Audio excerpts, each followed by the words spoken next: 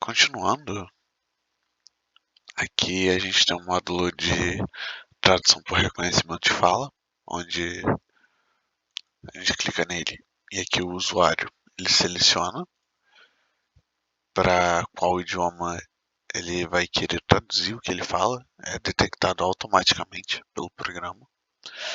Só que tá tendo um problema de sincronismo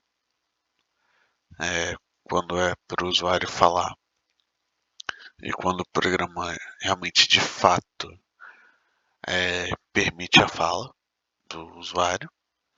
Isso também é em decorrência total à questão de limitação de hardware. Porém, é uma função funcional que eu vou mostrar. Só um momento.